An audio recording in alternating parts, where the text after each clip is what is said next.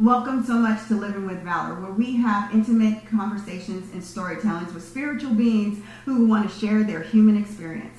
Today we have a special guest, but I am your host, Ladios Muhammad, with Producer P. And before we get in and dive deep, let me tell you a little bit about this person's bio. He is part of the Professional Rodeo Cowboys Association member since 1977. He is an 8-time qualifier for the Mountain State Circuit Final Rodeos average winner in 1989. He earned his PRCA announcer's card in 1982. That's the Professional Rodeo Cowboys Association's card. He graduated from the University of Wyoming, May 1980, with a BS degree in business management. He was inducted into Salem County, New Jersey Sports Hall of Fame, December 2006. Also inducted into the National Multicultural Western Heritage Museum and Hall of Fame in Fort Worth, Texas in November of 2010. He is the author of the best-selling book, My Cowboy Hat Still Fits, and author of the book, Justin, A Father's Fight for His Son.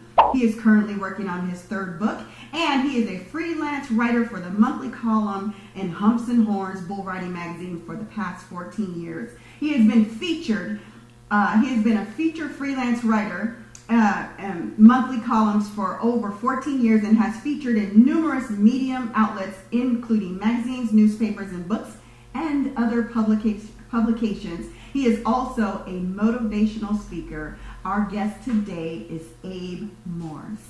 Welcome, Abe. Hi. How are you today? How are you today, Abe? Are you shy today? Sometimes I'm shy. Sometimes. You are a black rodeo cowboy and announcer, is that correct? That is correct. Okay, let's dive into it. First of all, we're going to get into the books. Okay. But first I want to just know a little bit about your history, Abe. Okay, tell us, how did you get into rodeo? My cousins got me started. Cowtown Rodeo, like I said, my cousins lived right there.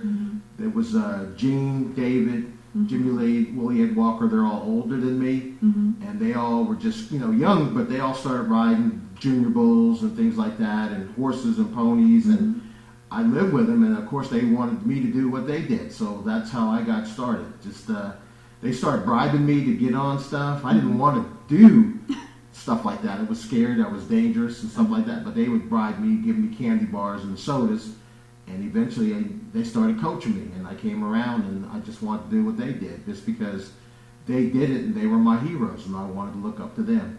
Okay. Now, do you have any heroes that you like outside of your family for the rodeo? There were guys like Larry Mahan and some of the other all-around world champions. Those are the ones that I looked up to. I always looked forward to meeting those guys because they were famous. And, but my cousins were my heroes. I didn't really care about all those other stars. I just wanted to be accepted by them at first, and that's what happened. So as I got older, then I started, when I got more serious about rodeo, then I started looking at some of the world champions and things like that. But my cousins, the Walkers, were the ones who I wanted to model myself afterwards. Okay. And how long did you decide that you were going to continue to do this professionally? Like, when did you decide that you wanted to do this professionally?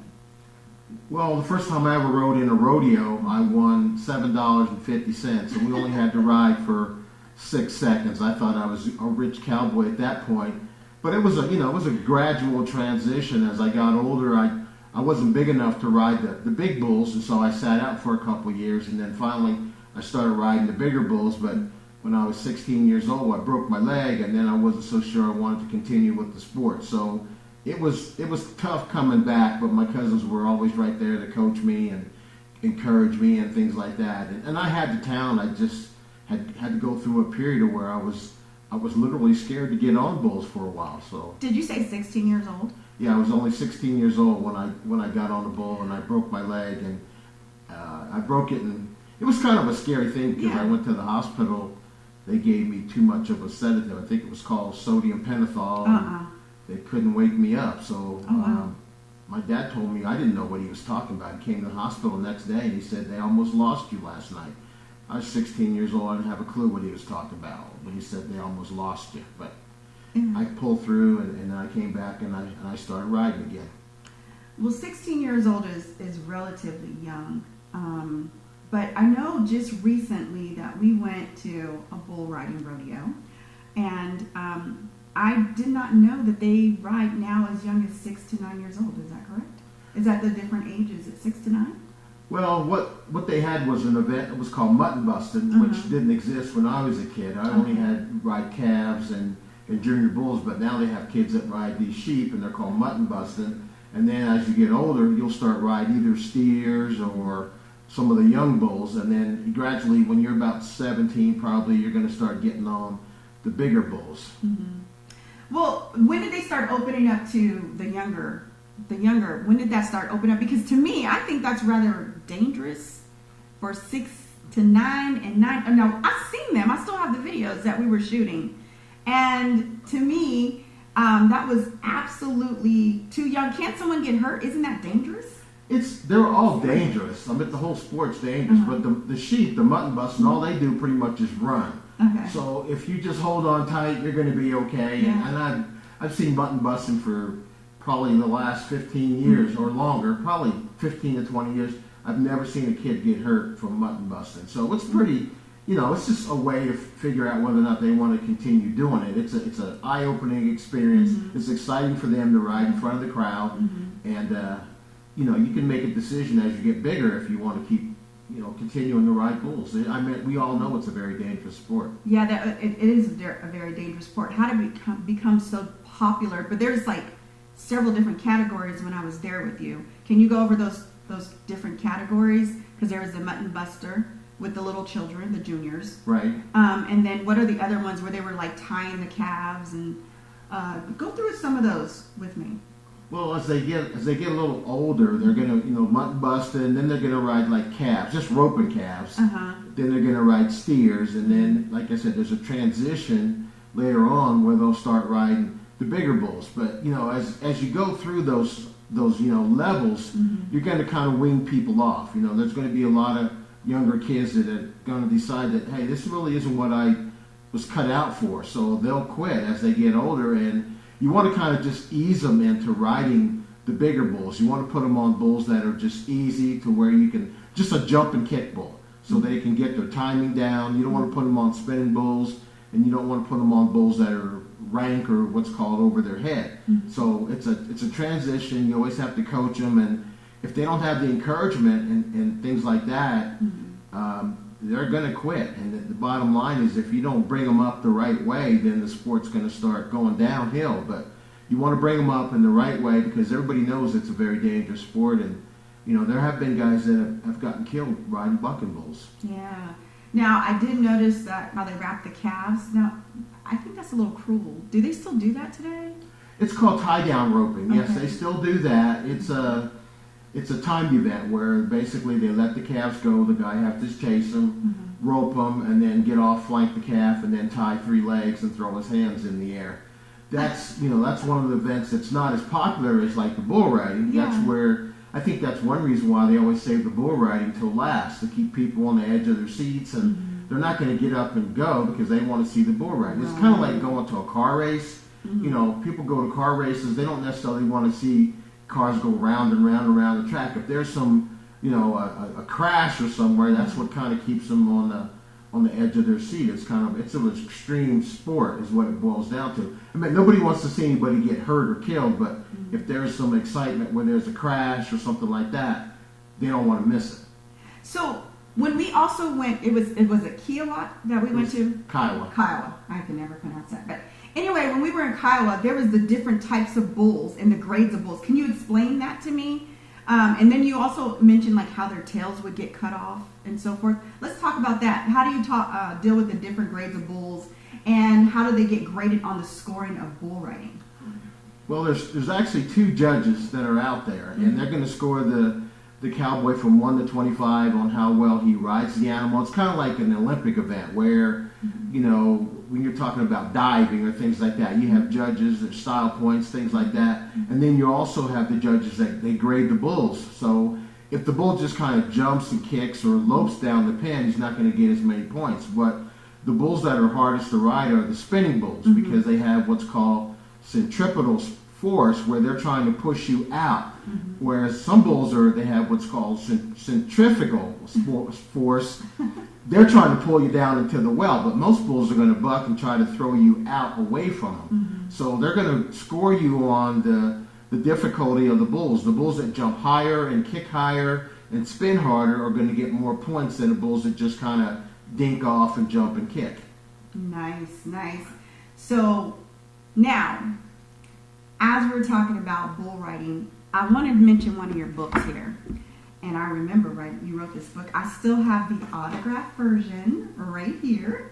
It's called My Cowboy Hat Still Fits. You literally signed this to me in 2005. Now, for some of y'all don't know, the history between Abe and I is we used to work together at a financial institution. I remember you working on this book when he was supposed to be working. He was typing his book at work when he was supposed to be working. But I read this book. I had a layover coming from some vacation. I had a layover for at least 6 hours, and I read this book from cover to cover. It's called My Cowboy Hat Still Fits. And this book tells about the history of you and your history as a bull rider, a rodeo bull rider, and an announcer. How big was that for you to be an announcer in the PRCA? That's PRCA. The PRCA. It was big. I never knew I was going to be a rodeo announcer. I showed up. I just go to this rodeo. It was a weekly rodeo in Laramie, Wyoming, because I still lived there, and I'd already graduated. But I showed up one day, and the announcer, the guy that was announcing, actually couldn't do it, and so they were just picking people out. And they looked at me and said, "Abe, you can do the announcing." And I said, "I didn't come here to do that." But anyway, I said, "Okay." I ended up becoming the announcer that night, and then I told people when I started, I said, when I got here, I didn't know I was going to do this, and they gave me a really good applause afterwards. They said, you did a great job. So the rodeo committee was Pete Burns and Hal Burns. They said, man, you did such a good job. We want you to announce the rest of the summer for all these rodeos. And so I said, okay, fine. They paid my entry fees is what they did. Right. And then I think the next summer I did it again, and then Pete didn't have his PRCA card at the time, but he wanted to get it, and he said, hey, I want to get my Professional Rodeo Cowboys Association stock contractor's card, but I have to have you become an official announcer because we still want you to announce our rodeos. And so I went through all the, basically what I needed to do to get the card, and Bob Tallman was the guy at the time who was the director for personnel at the PRCA, and he approved my card to get an announcer's card, and that was probably about 1982, I think, and for 30-something years, or almost 40, well, about 30-something years, I was the only black cowboy that had a certified PRCA announcer's card, and now it's probably 40 years later, there's still only two of us that are actually officially allowed to announce pro rodeos. That are African American. That are black cowboys. Why is that? Is that because the art of rodeo is very limited and not exposed to the African American culture, or is it because why? Well, there are black rodeos. There's some rodeos that were strictly black rodeos, and the reason why they kind of segued off to that is because sometimes they weren't allowed to compete in some of the white rodeos. So they had rodeos and they had black announcers, but most of those cowboys that were the black announcers pretty much stayed with the black rodeos. None of them actually went over and talked, became PRCA announcers. So I'm not the first announcer I'm not the first black cowboy that's an announcer. I'm just the first black cowboy that's been approved to announce pro rodeos in the Professional Rodeo Cowboys Association. And there's still other black announcers. There's probably 10 to 15 other guys who actually announce rodeos, but only two of us are actually approved and certified to announce in the PRCA. When you say approved, who approves it and how do you get approved? Well, you have to go through a process. I think back then when I started in 1982, it was a little bit different because they didn't have all these, they have these seminars and things like that. Seminars didn't exist in 1982, but basically I told Bob Tallman, this is what I've done. I got a lot of people to sign a recommendation letter for me, and I sent it in to the Professional Rodeo Cowboys Association, which is based in Colorado Springs, and he looked at my resume, saw what I'd done, just from all the recommendations, and he approved my card. I think it's a lot more difficult. Well, I know In fact, I know it's a lot more difficult now to get your PRC announcer's card, but there's some black cowboys out there that don't necessarily want to go that route. They Why? want to stay. Why not? Why not? It's really hard to say why. You know, each to his own. Some people want to be in the PRCA, some don't. Some are happy where they are. There's other rodeos who aren't basically approved by the PRCA. There's a lot of them out there, and I guess they just want to stay with their own group where maybe they're more comfortable. So it's kind of hard to say. I can't say why some guys stick with other rodeos. I just know that I was acclimated to the PRCA ever since I was a young kid, and that's the route I took. I know you mentioned in your book that there was some discrimination a little bit. Did you? He said there was some discrimination. How difficult was it for you to navigate in the cowboy? Because now a lot of people talk about the Black Rodeo Cowboy. Have you announced in the Black Rodeo Cowboy Association? I've only announced a couple of their rodeos. I strictly mostly announced just PRCA rodeos, some college rodeos, which is a National Intercollegiate Rodeo Association. But I know you saw my reaction when you said yes, because I remember reading it and I was like, this is a phenomenal book, y'all. I mean, phenomenal. I mean, he goes into details and takes you into journey by journey and step. I mean, he even goes on how he gets on the bulls and how the bulls ride. This book is so amazing, and I just did not know your history. And I'm not trying to navigate too far from the question, but you also got, was it a nominee to be inducted to the Hall of Fame? What was it? Well, I've actually been inducted into two right now. Two Hall of Famers. Right now, I've been inducted. I'm kind of like on the waiting list to be inducted to the PRCA Hall of Fame, which is in Colorado Springs. That's what we're talking about. Yes. That's a big deal for me. Yes. I'm hoping at the University of Wyoming, since all the different things that I've done with them, they have a sports Hall of Fame where I could be what's called in this special achievement category. As I'm hoping that they'll put me in that Hall of Fame. There's also a Hall of Fame which I can't even get into yet because it's age 70.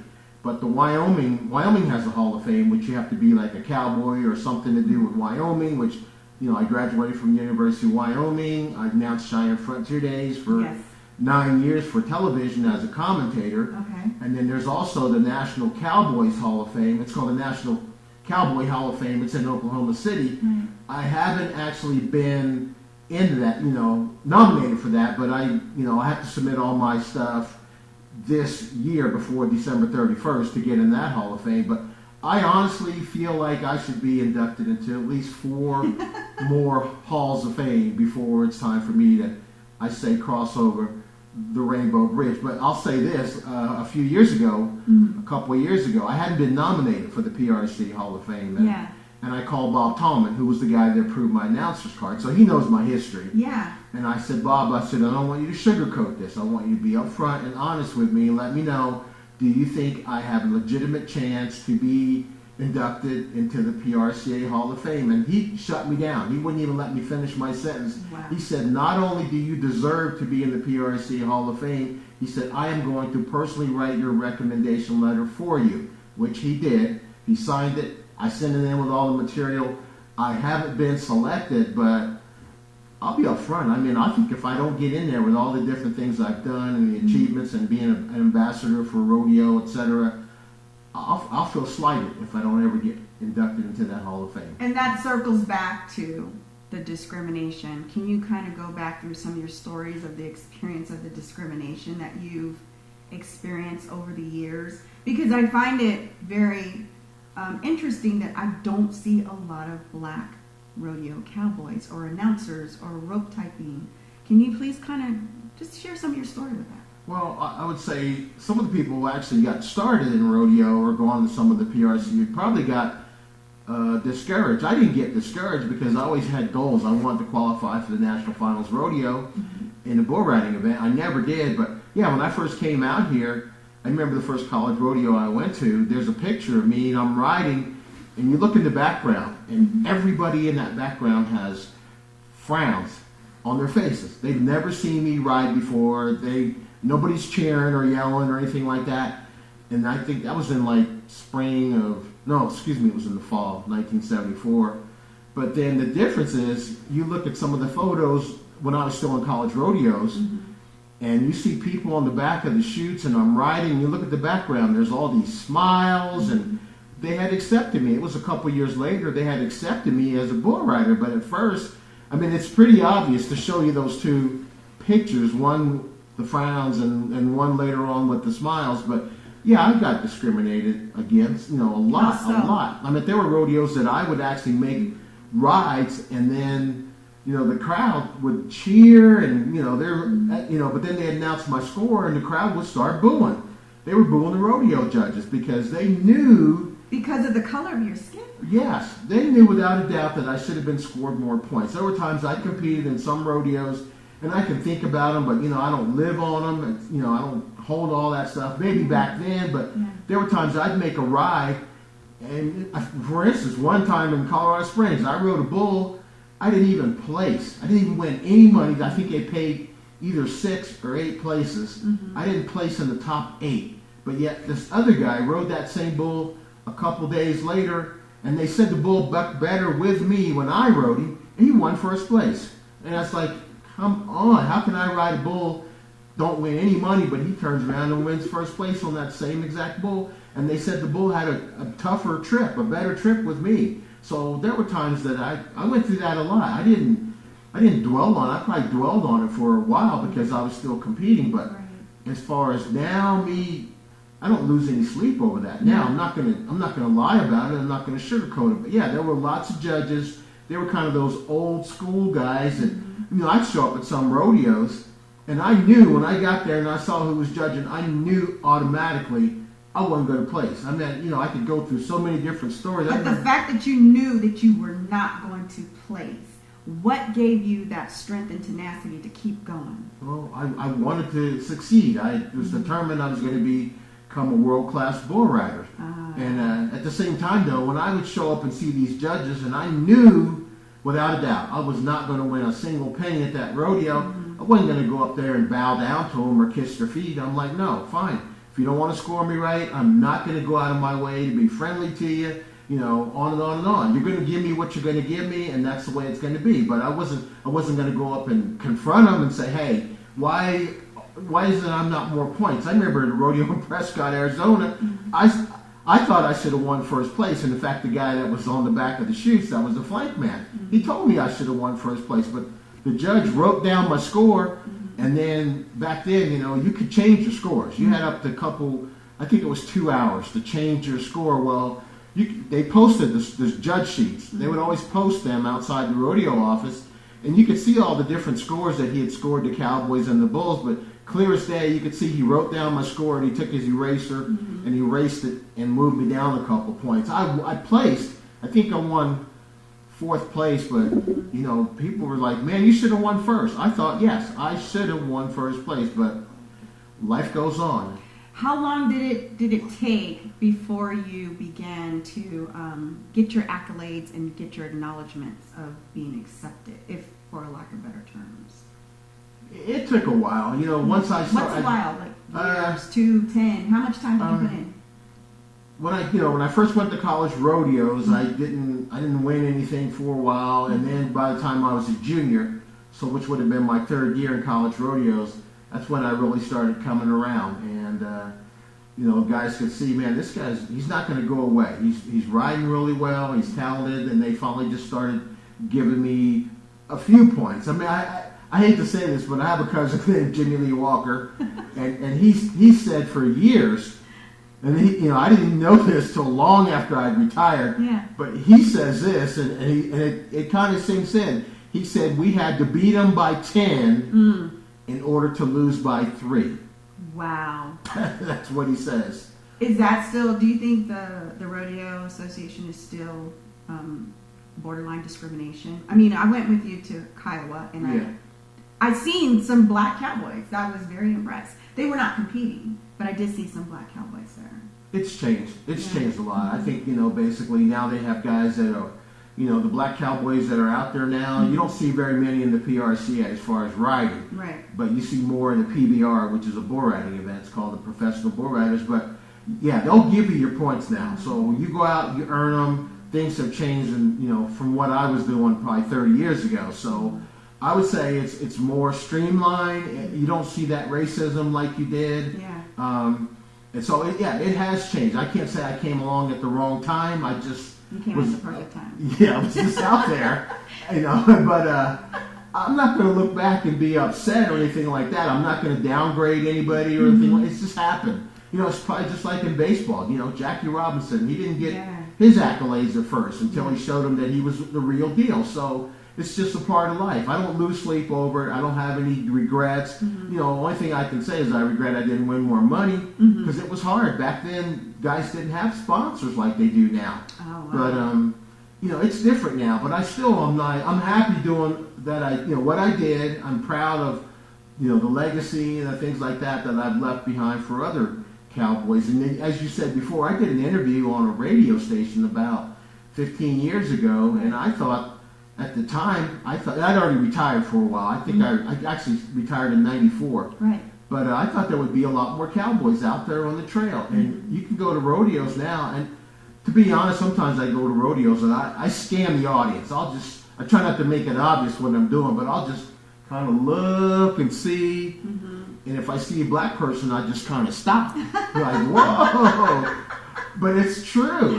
There are some, the black people really, they support black rodeos. When you go like to the Martin Luther King rodeo here during the National Western Rodeo, there are a lot of people out there, but there's not that many black Cowboys that draw them in. It's kind of like going to like an ice hockey game. You don't see very many black spectators in the fan because there's not very many black guys out there. Or even on the ice that are hockey players. Right. Yeah, that's interesting. So so as we're talking, I wanted to talk about this book.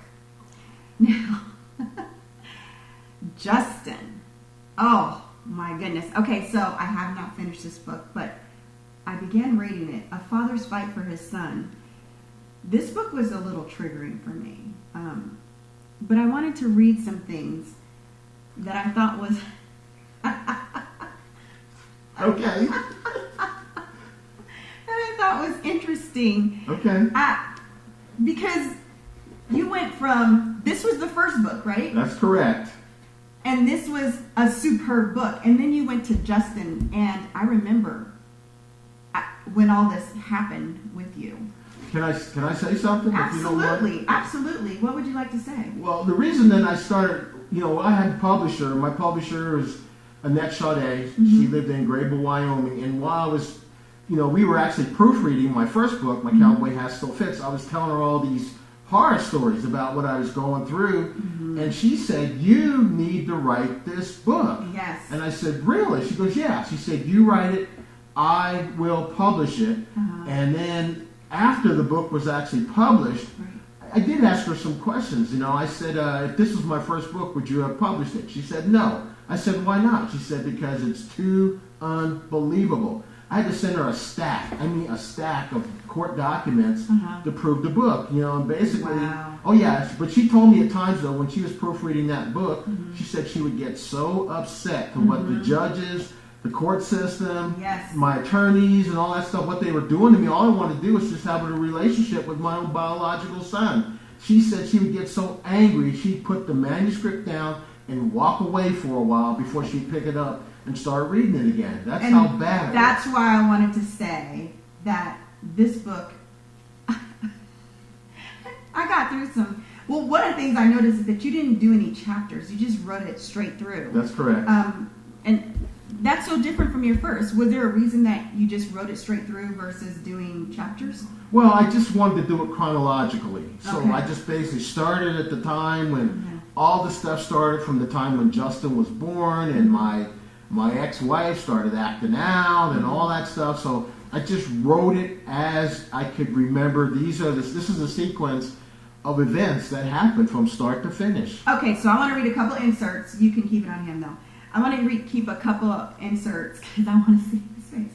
The beginning. Okay. Again, this was like really triggering for me as I got into the book. I'm going to read a couple. On June 24th, 1996, I became a homeowner for the first time in my life.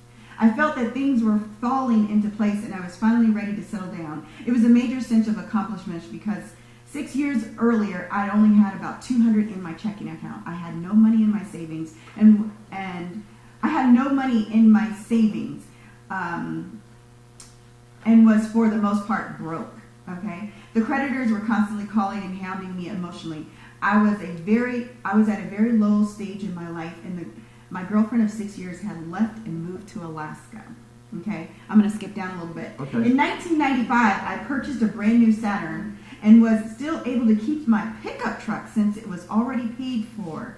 By the time I was ready to purchase my home, I managed to save about $16,000 and never had less than $1,500 in my checking account. I had 2 roadworthy vehicles. My Nissan truck was silver and my Saturn was gold. 2 of the most precious metals known to man and personally meaningful. I'm going to skip down because this was really important to me. The yard was very nice and had beautiful roses and flowers. Needless to say, I was very grateful and felt I had died and gone to heaven. The first night I spent in my home, I went downstairs and gazed out at the backyard and almost cried. I couldn't believe all of this was happening to me. I had lived in a rented house for 9 years that was an ice cold in the winter and an oven in the summer. Now I would be comfortable year-round.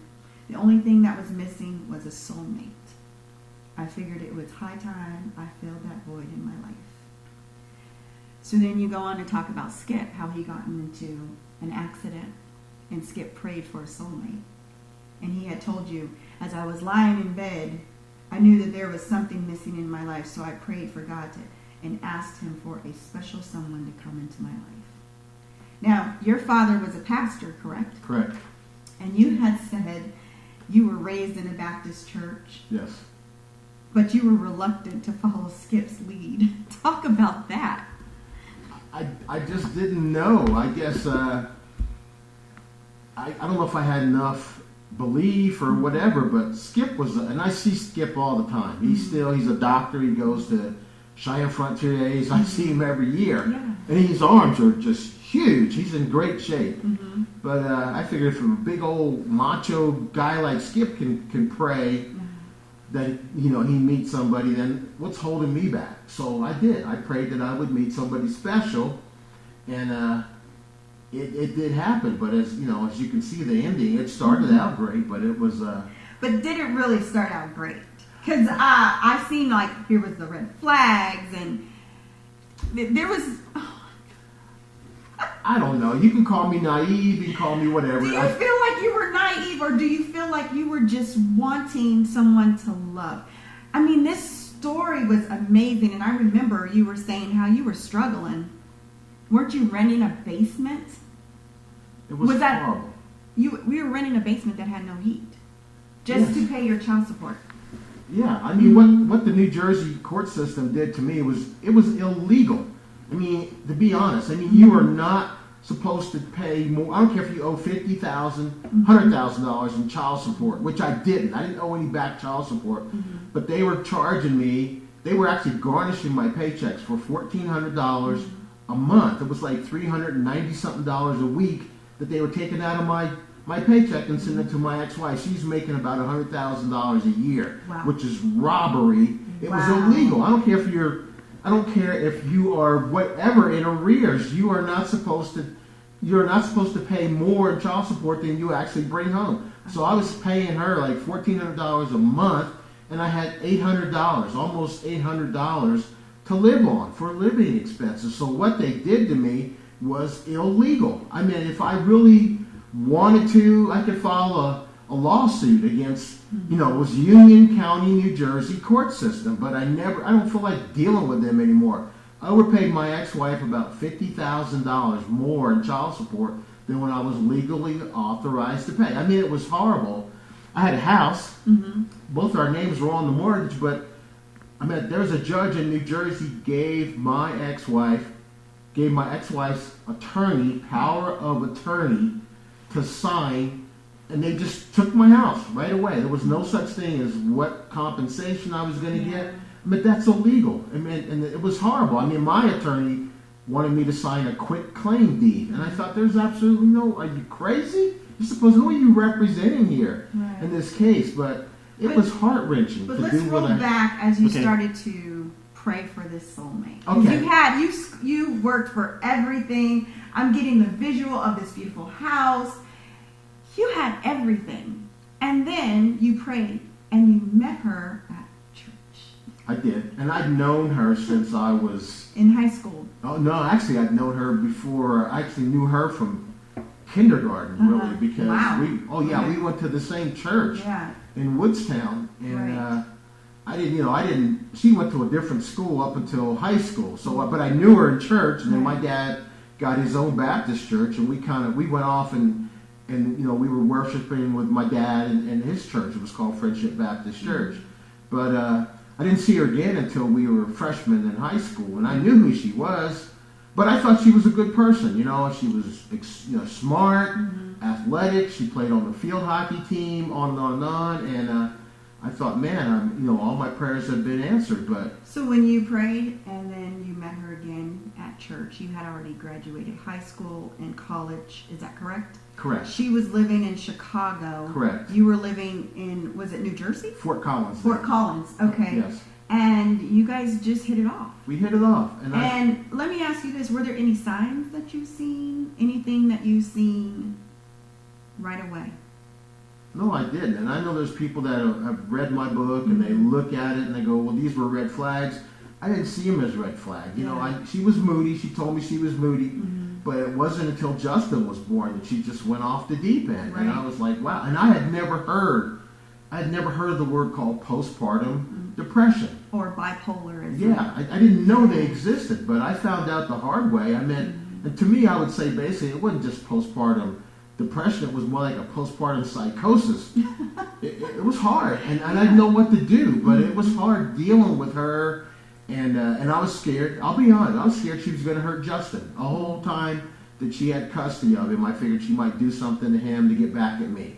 And I wouldn't want anybody to go through what I went through. It was extremely hard time. How long was your battle to get custody of your son? It was about 8 years worth of airline tickets and paying for attorney's fees and this and on and on. And part of the reason that was so tough is because I'd moved back to Colorado. Yeah. She was living in New Jersey, and they just did anything and whatever they wanted to because they knew I couldn't just jump up and run down to the courthouse. I was going to have to go get on an airplane and fly back to New Jersey to contest anything that they did. So that was part of the reason it was so difficult with going through all this stuff and the distance-wise. And I mean, my ex lived probably 8 miles from the courthouse at that time, but there was a couple times I flew back to New Jersey for court hearings.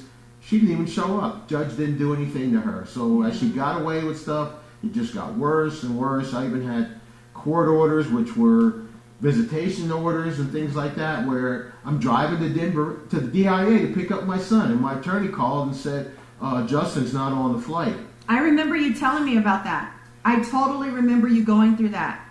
And I thought, gosh, Abe, you are super struggling. And we worked at the same company at the time. We made very good money, but it means nothing if it's all going to child support. No. So this struggle went on for 8 years. Yeah. 8 long years. 8 years of dealing with that stuff. And, it was, and you were inspired to write this book because your publisher said it was a great story. She said it was a good story. I wrote it, and I thought it was rather triggering, but I think it's very heroic that you stood your ground and you didn't become bitter. But I do have to ask, is that her real name? Justin's mom in the book? No, we changed it. Good. I was going to say, I was like, that's not cool. But so one of the things that stood out when I was reading the book is that she was really, she had this thing, which I was surprised too, about you dating white women. Like that was a big thing. Like you had dated some white women a long time ago, and she thought that was like the epitome of evil.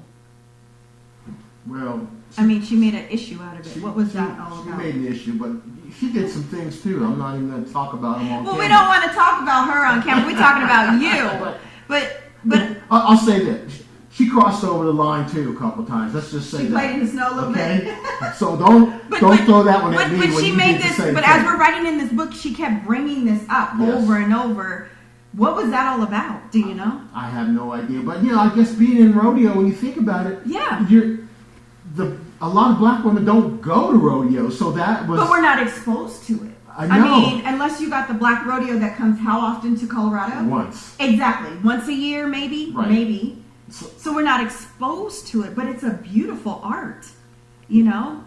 I only had access to a lot of white women at Yeah. the time, and so I didn't, you know, I mean, that's just the way it was. It wasn't like I was going out of my way to meet them. That's all I could see, and that's who I saw a lot. But Yeah. I'm not going to sit here and beat myself up. It happened, and Yeah. there's nothing I can go back and I can't go back and do it now and change things about that. So I'll be honest. I do try to stay on the right side of the right tracks. If you want to What's the right side of the track? Okay, I'll be up front. Producer P, you got a question? You gotta put me on the spot here, huh? What's the right side of the tracks, really, though? What's the right side of the I would, tracks? okay, I'll say it. I'll come right out and Yeah. talk about this stuff on camera, but I'll say, here's the thing. There's a lot, and I mean tons of successful black men. You go through entertainment, movies, especially sports, and they Yeah. end up with white women. Mm-hmm. I have this thing that I don't care what happens to me. I'm a very successful black man. Yes. I want to be loyal to my race, so I would prefer to end up. I mean, I married a black woman.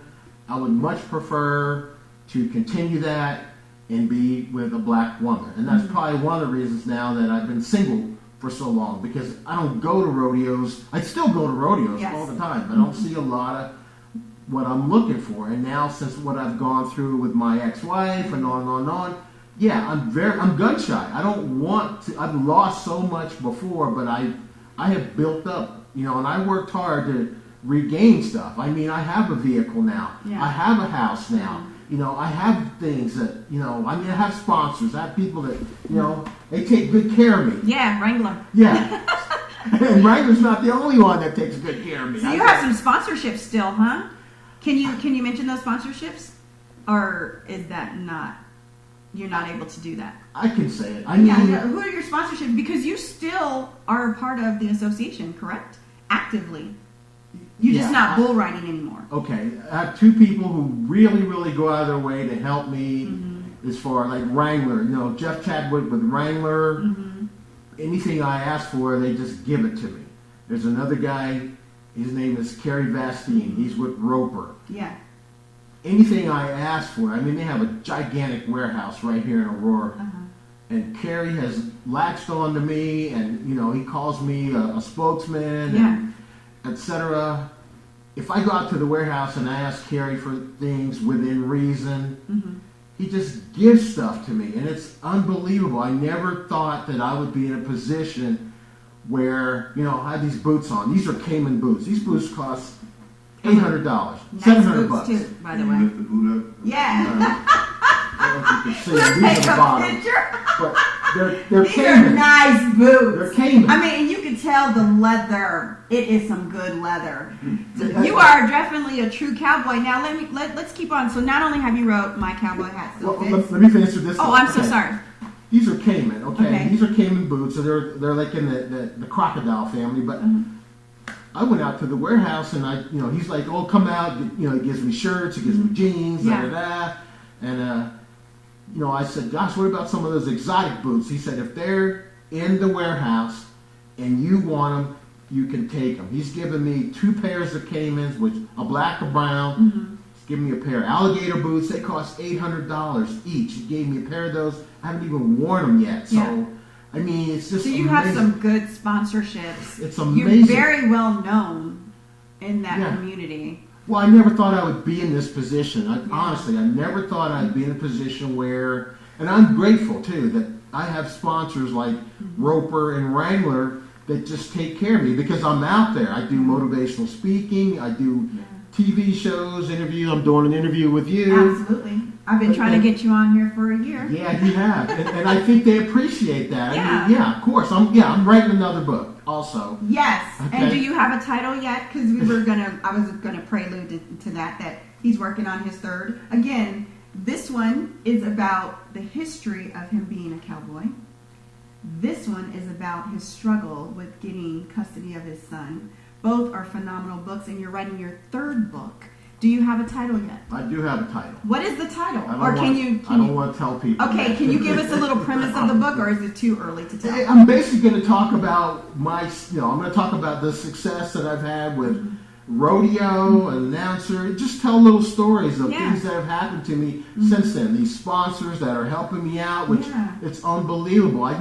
Sometimes I think people they might look at me and think, oh wow, I don't spend any money on Western wear. I don't have to. They give me stuff, and I'm so thankful. I never thought I would be in that limelight to where these sponsors are like, here, you want a shirt? I've only had this shirt for a month. You want? Oh, we'll give you here. Just send them to you. So I try not to ask for too much stuff, and I don't want to be greedy, but I'm going to talk about that. And then since then, I know you're going to bring it up. I transitioned into. We're getting. Okay, you want me to say it? Okay. Anyway, those are the things that are going to be in my new book. Yes, I already have a title. Okay, I told my publisher the title. Wait to read the book. Okay, I told my publisher the title, and she loves it. So right now, while we're waiting for the title, he also is the author of Bulls and Horns. It's called Humps and Horns. Humps and Horns. I'm so sorry. Humps and Horns Bull Riding Magazine. I've been writing for them for 14 years. Yeah. This is in June 2021. They put me on the front cover. Yeah. But I write a monthly column for them. So my name is out there on a regular basis as far as rodeo and me. Basically, years ago. And where can they get that publication? It's out of Fort Worth, Texas. Okay, so is it electronic or is it hard copy? It's actually electronic. I get the hard copies because I also, believe it or not, University of Wyoming, where I went to college, has a file on me. Yeah. And they are archiving all of my entire rodeo history life. And right now, I've donated enough material to fill 16 boxes worth of material that's in that museum. It'll be in there long after I'm dead and gone. Yeah. But to me, I never thought I would be in a museum. I mean, here's the things that are happening to me. I mean, as far as Western wear, look at all the stuff that the sponsors are giving me. Look at the magazine. Look at the writing. I'm writing a new book. I wanted to have the book done by December 2021, but now we're going to be waiting for that. It's going to be waiting because I'm not even going to have it done by December 22. 2023 or 2022. You want to have this done? I want to have the book completely done by December 2023. Okay. And I want it to be out there and available by 2024. I already had the title. I'm just going to tell little stories about what I've done and what I've, I could tell you stories that you wouldn't believe that, you can't, that's not, it is true. And sometimes I have to pinch myself and go. So you've had a very successful career and even more flourishing right now, present time, than when you were going through all of this. Do you think it was worth it? Would you change anything in your past, or you like it just the way it is? I like it just the way it is. I wouldn't want anybody to go through what I went through as far as my custody battle. Right. That was hard. I had no idea. I was scared for Justin's sake and all that. But he's done well. He's graduated from college, went to Seton Hall. It took him 3.5 years. He's a writer now for Fox Sports. And you said he was a better writer than you. Oh, yeah. I think he's definitely a better writer than me. And there's no doubt in my mind Justin is probably going to write his own autobiography one of these days. But does he remember anything or? I don't see how he could forget because he wanted to just have a relationship with his dad. But I went for a whole year at one point. I didn't see Justin. I'm paying her $1,400 a month for child support, but she's denying me the right to even see my child. In Union County, New Jersey, didn't give a darn. They didn't care. I mean, she broke all these court orders, violated them, and the judge is like, I don't, it was more like, oh, don't bother me, and it's tragic. But all of these trials and tribulations have led you to be the most successful, which has also opened up another door for you called Cowboy Cookies. Is that right? Cowboy Chute Out Cookies. Cowboy Chute Out Cookies. So let's talk about these cookies because when we were in Kiowa, I've seen you do your magic. So we go to the rodeo, okay? And when we go to the rodeo, I tell you, we were there for 4 or 5 hours? And 4? Probably 3. 3 or 4 hours. We were there for a very long time. Yeah. But him and I weren't hanging out. Yeah. He was doing his due diligence. Let me tell you, everybody knows Abe. I mean, and everybody knows Abe for his cookies. I do remember you telling me at one point that you had, what was it, 64, 62 dozen, and you sold all out? And you sell them at $24 a dozen, is that correct? That's correct. Yeah. And so you brought some of these cookies. What was your inspiration from these cookies? Well, it's a long story, but I know when I graduated from college, I love cookies. My sister used to bake cookies. My sister Janice used to bake cookies when I was a kid. And then I got out of college. I loved chocolate chip cookies, and I knew nobody was going to bake them for me, so I started baking them myself. Yeah. Then I started giving them away to friends and family and all that, and then people were just talking about how much they loved them. Yeah. I met a guy in Fort Collins named Mike Bond, and we played racquetball, and I just gave him some cookies, and I'd give them out to people in the health club. Yeah. And then they just fell in love. This one lady begged me for the recipe, and I told Mike I'm going to give her the recipe, and he said, no. Do you realize you can mass market these cookies? I had no idea. No. So he would invite me over to their family dinners. I'd take cookies. They would eat the cookies before dinner. Wow. I'd show up, and they'd start eating cookies. Yeah. As soon as I got there. So anyway, I'm talking, man, these things, they must be good. So I just kept growing and growing and growing, and finally I launched the business. I call them Cowboy Chute Out Cookies. All I do is just go to rodeos. I don't set up a booth or anything like that. And people come to me. They'll just walk right up to me. They do. Hey. They do. Yeah. And he's sold thousands of dollars. Tell us some of the flavors of your cookies. What are the cookies? Okay. I have 9 different flavors now. I do chocolate chips with or without pecans. I do a chocolate chip oatmeal pecan. I do a cinnamon snickerdoodle with white chocolate chips. I do butterscotch. I do a Heath bar. Yeah. I do, and a lot of times all I'm doing is just experimenting. You know? So I just keep. If do I you find do peanut butter? I haven't done a peanut butter yet. I do Reese's Pieces. Okay, but not peanut butter. Not yet. Okay. But here's the thing. In the beginning, all I had was 2 flavors: chocolate chip, plain chocolate chip with pecans, and now I've opened up to there's 9 different varieties that I have now. But I'll be honest. I honestly do believe the cookie business. Once I retire from my full-time job at the VA, I work for the Department of Veterans Affairs. Yeah. Once I retire from there, I honestly believe the cookie business will take me, and I'll be financially well off for the rest of my life. You actually bought some for the team. Can you tell us the flavors that you bought today? It looks like 4 of them. Well, I just grabbed some out of the freezer. These are like chocolate chips with pecans. This is the white. These are the cinnamon snickerdoodle with white chocolate chips. I will say this though, I know without a doubt, I do everything myself. Yeah, you cook, you bake. I do everything by myself. It wears me out completely. Is this a family history recipe that you all have? It's an Abe Morris recipe. Nobody knows my recipe. Even Justin doesn't know it, and I keep telling Justin, you need to learn this, because if I accidentally cross over that bridge, and go on to yonder land, they're going to come after you and like, Justin, can you duplicate your dad's cookies? They're going to be mad at me because it's not really written down word for word for word. And they're going to be mad at you because you never took the time to learn. But I honestly believe. So let me see the cookies. We want to give these out to the team. Which one would you all like? Or how about I just hand them to you? And then you all tell us, hand them to him over there. And you tell him. What's your bestseller? Yeah, what's your bestseller? The chocolate chips with pecans are the ones that people like the most. Why don't you guys taste the cookies and let us know what you think? Here goes another one right here. And I like, personally, I think my favorite right now is the chocolate chip with oatmeal and pecans. I absolutely love those. No peanut butter. Not yet, but I honestly will say this, going back, I need help. I need physical help. Yeah. It would be, I guess the dream come true for me would be to get with some other person who can be my assistant. That. Yes. Wait a minute. Let's talk about that. Okay. Let's talk about it. So after going through this experience, you went through the rodeo. You become a successful rodeo announcer. You have history. You've done amazing stuff for an African American man, a black man. Okay.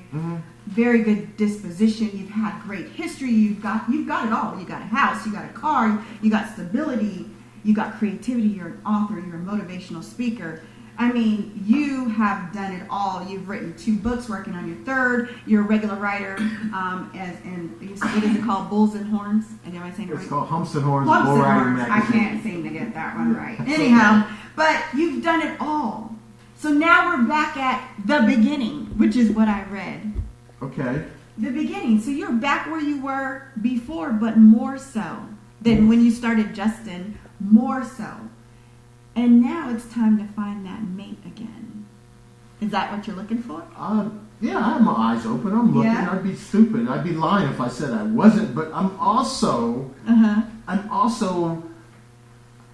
you can call it what you want. You can call it picky. You can call it shallow. Whatever you want to call it. And what's considered shallow? I'm very, very. I want somebody who quality. I know they're out there, but I want someone. I don't want somebody to come on and look at me like, hey, I can get his house again, or I can get that cookie business. That's already happened to me once.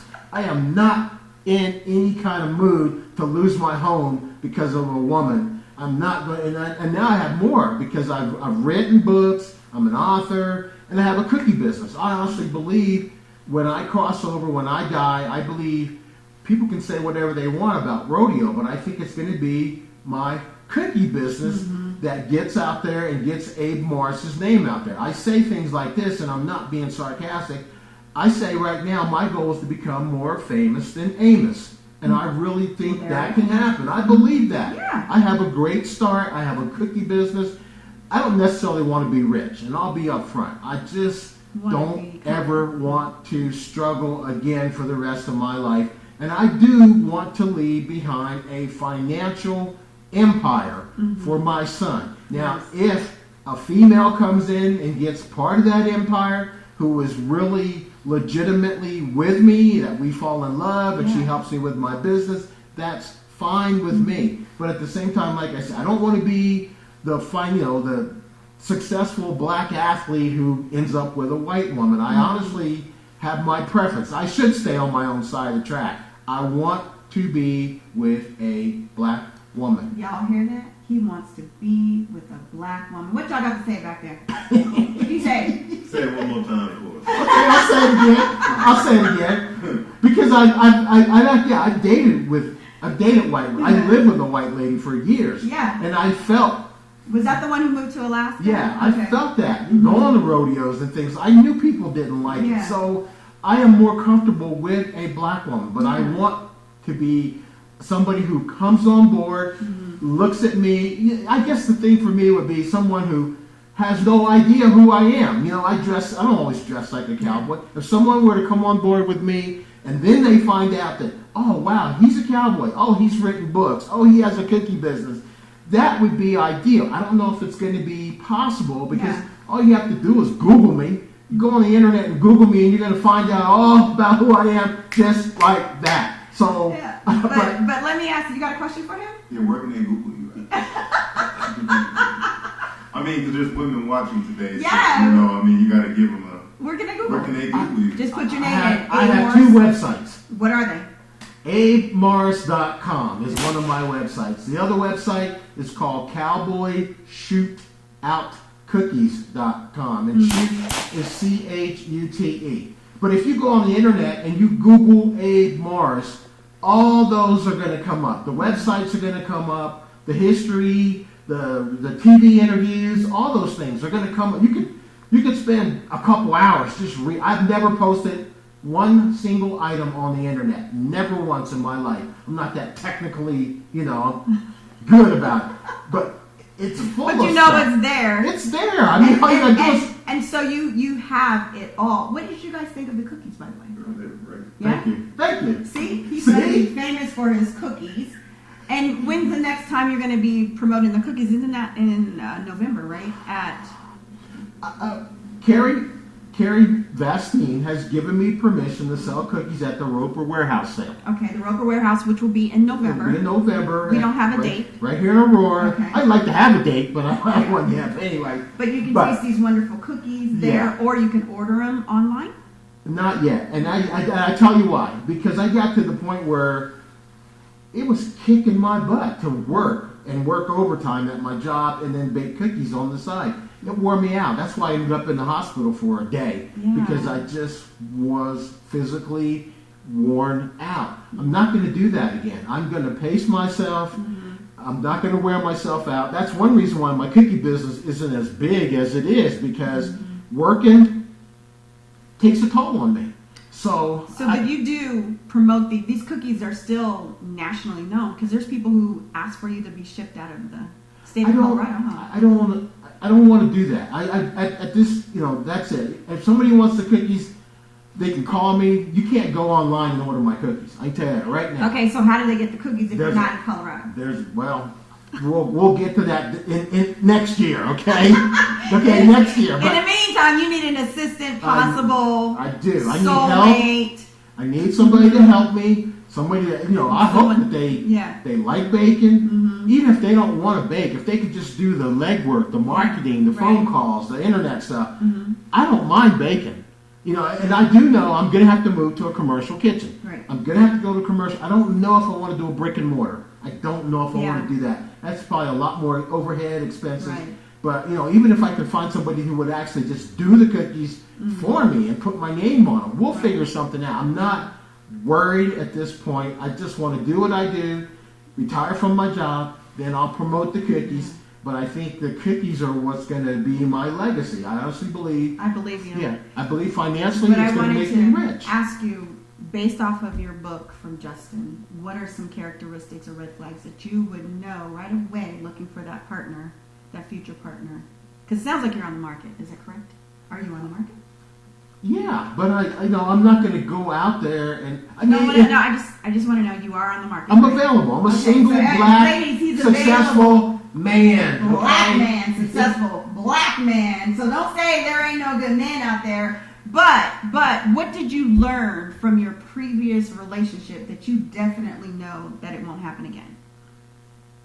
I mean, if I have a partner or somebody I'm dating who goes off or, moody, curses, things like that, those are red flags. I didn't pick up on those. Yeah. So, I can tell you this right now, not that my ex-wife ever did this in public.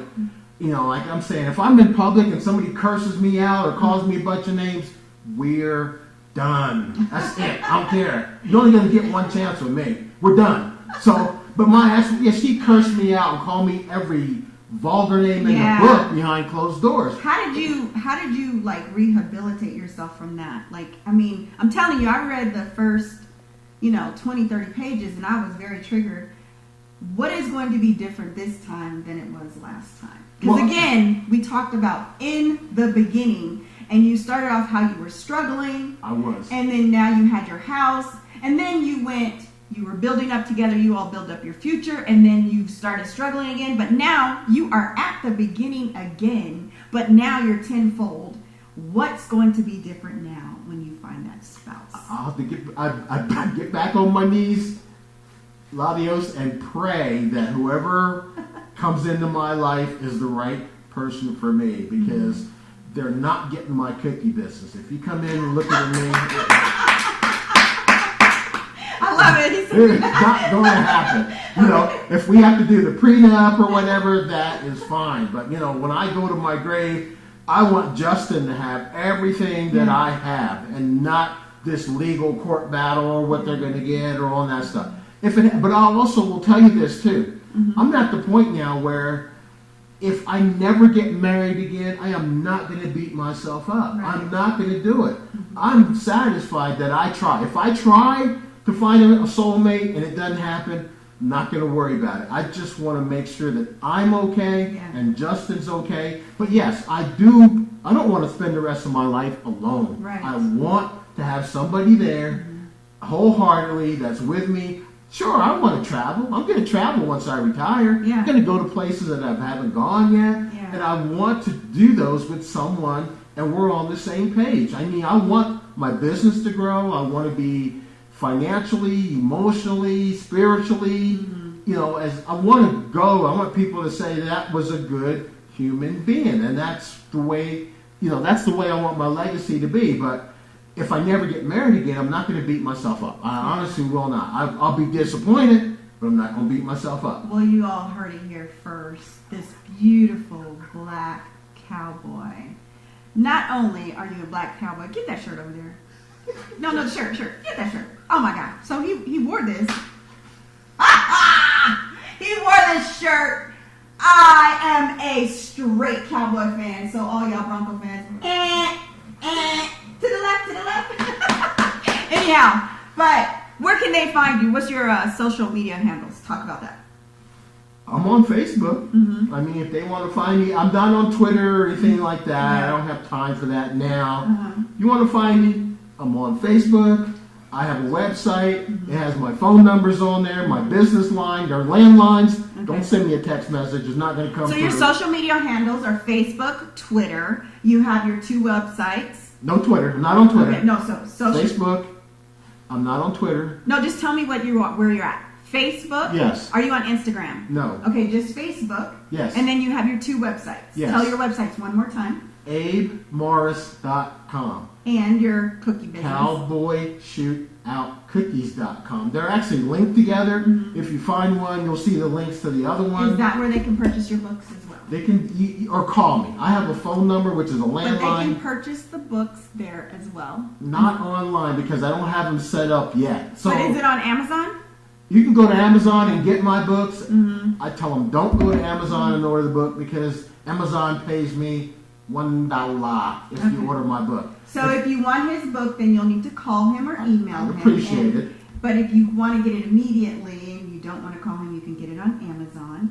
And in the meantime, in between time, we did share that this is a beautiful man with a lot of history that is working to get inducted to the, what is it, the PRCA? Yeah, the PRCA Hall of Fame, Hall of also Fame. the National Cowboy Hall of Fame in Oklahoma City. Yeah. PRCA Hall of Fame is Colorado Springs. Mhm. National Cowboy Hall of Fame in Oklahoma City. I honestly think I'll get in. I hope and pray I'll get in. If I don't, I'm not gonna cry about it. I think Well, we're going to keep following you and stay in touch because we're going to come back when the 3rd book is published. In the meantime, in between time, thank you so much for joining us with Living with Valor. Remember to live authentically and live with valor.